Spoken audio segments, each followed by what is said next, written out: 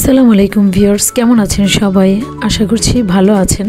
আজকে আমি আপনাদেরকে একটি প্লেন পোলাও বা সাদা পোলাও করে দেখাবো কিভাবে ঝরঝরে করে এই পোলাওটা রান্না করতে হয়। এর জন্য নিয়ে নিয়েছি 1 কেজি পরিমাণ পোলার চাল এবং এটাকে ভালোভাবে আমি ধুয়ে নিয়েছি। এরপর একটা প্যানে কিছু পরিমাণ পেঁয়াজ নিয়ে এর ভিতরে দিয়ে দিচ্ছি দারচিনি, এলাচ, তেজপাতা যেন ফ্লেভারটা ভালো আসে।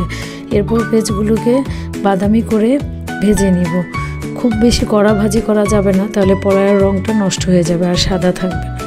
এরপর এর মধ্যে দিয়ে দিব, যখন পেঁয়াজটা বাদামি হয়ে যাবে পোলার চালটা দিয়ে দিব। পোলার চালটাকে হালকা করে ভেজে এর ভিতরে দিয়ে দিব আদা, রসুন। এরপর আবার একটু হালকা ভাজা দিয়ে দিচ্ছি কিছু পরিমাণ লবণ। এরপর দিয়ে দিব পানি। আপনারা চাইলে গরম পানিও ইউজ করতে পারেন, আমি নর্মাল টেম্পারেচারের পানিটাই ইউজ করেছি। এরপর ঢেকে দিব।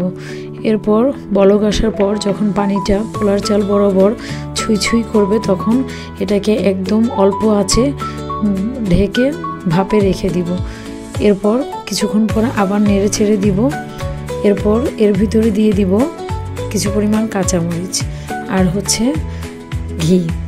এটা একটা শাহি ফ্লেভার আনবে পোলাওর ভিতরে। এরপরে কিছুক্ষণ নেড়ে চেড়ে এটাকে আবার হালকা ভাপে রেখে দিব। এই পোলাওটা আপনারা হঠাৎ খেতে ইচ্ছে করলে বা সাডেন মেহমান আসলে খুব দ্রুত বানিয়ে নিতে পারবেন। দেখেছেন তো পোলাওটা কত ঝুরঝুরা হয়েছে। এই পোলাওটা চিকেন রোস্ট, বিফ কষা, চিকেন কষা বা বিফ রেজালা, চিকেন ফ্রাই, যে কোনো কিছুর সাথে আপনারা সার্ভ করতে পারবেন। এভাবে পোলাওটা আপনারা রান্না করে বাসায় দেখতে পান, খুবই ভালো লাগবে। অবশ্যই আমাকে কমেন্টস করে জানাবেন কেমন হয়েছে।